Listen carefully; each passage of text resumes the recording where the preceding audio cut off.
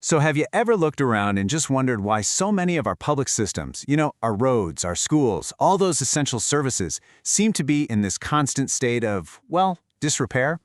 I came across this really fascinating paper by Roshan Gadamian called Speaking in Decades, and it offers a pretty radical new answer. I mean, we've all seen it, right? A crumbling bridge on the news, a local school with a roof that's always leaking, or a public service that just can't seem to keep up. It's this frustratingly common story. So what is going on? Why does this keep happening over and over again? And the usual suspects are always brought out. We blame short-sighted politicians, or we point the finger at incompetent managers, or we just assume, hey, there's just not enough money to go around, and those answers are easy, they make sense on the surface, but they might not be the real story. What if the root cause is something much, much deeper? This paper suggests the problem isn't really the workers or the managers or even the politicians. The problem is the entire toolbox we've given them to build and maintain our society in the first place. Okay, so this brings us to the first key idea here. These failures, they aren't just isolated incidents. They're part of a predictable, recurring pattern that points to a really fundamental flaw in our whole approach. So the argument goes something like this. These constant failures are the predictable result of a deep mismatch. The paper calls it an epistemic gap. Basically, we're trying to govern things that need to last for decades, maybe even centuries, but we're using a language and a set of tools designed for thinking in terms of months, or at best, a few years.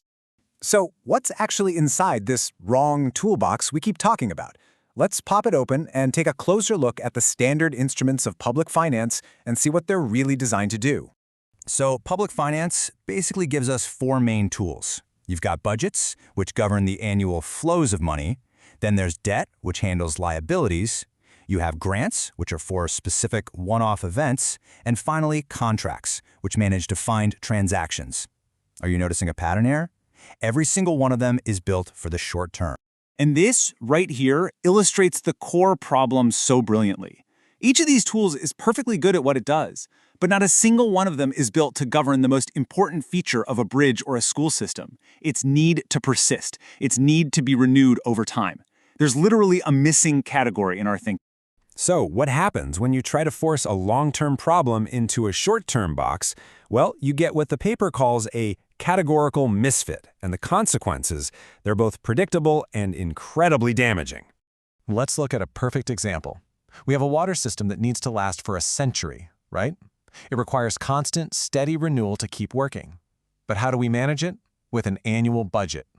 A tool that basically resets to zero every 12 months and treats that crucial long-term continuity as totally optional, something that has to be fought for and rejustified year after year after year. Or think about scientific research. We absolutely need to preserve institutional knowledge and capability over the long haul, but instead we fund it with these competitive grants that last, 3 years, and then they terminate. This forces brilliant teams to spend half their time just reapplying for funding instead of actually doing the work. The tool itself is creating the fragility. And this misfit, it leads directly to these outcomes. Maintenance. It's always the first thing to get cut from an annual budget. So assets slowly fall apart until a crisis forces everyone to react. And because no single tool is actually responsible for the long term, accountability for the future gets spread so thin that it basically just disappears. This state of fragility becomes the new normal. Now, the system isn't totally oblivious, right? It kind of knows something is missing here. So, to compensate, we've invented this whole series of incredibly complex and, often very costly workarounds. Public-private partnerships, or PPPs, are the classic example. The paper frames them not as these great innovations, but as synthetic solutions. Think about it. They are these fantastically complex, multi-decade contracts that try to simulate a long-term commitment using a tool, the contract, that was only ever designed for short-term transactions. We're essentially trying to manufacture continuity. And it's not just PPPs, by the way. Things like special purpose vehicles or endowments, they're all basically attempts to carve out a protected little space for long-term thinking, to try and escape a system that fundamentally lacks a vocabulary for governing continuity. This raises a really important question, doesn't it? We know these workarounds are often super expensive and inefficient. So why do our reform efforts always seem to focus on just tweaking them instead of replacing them with something that actually works? Well, the answer is simple, but it's also pretty profound. Our reform efforts are trapped. They take place inside the very same flawed conceptual system. We keep trying to write a better contract or design a smarter grant, but we never step back to ask if contracts or grants are even the right category of tool in the first place. We're just refining broken tools. So, if the old toolbox is broken, what should be in the new one? The paper doesn't propose one single new instrument. Instead, it does something more foundational. It lays out the criteria, the essential functions that a new language for long-term public capital would absolutely need to perform.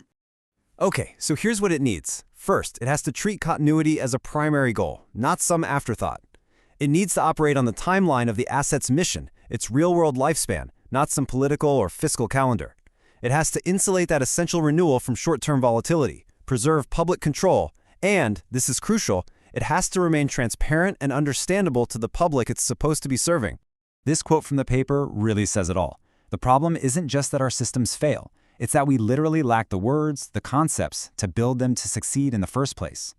The first step to fixing the problem is being able to name it. And that leaves us with a final thought. What could our communities truly become if we finally learn to speak in decades?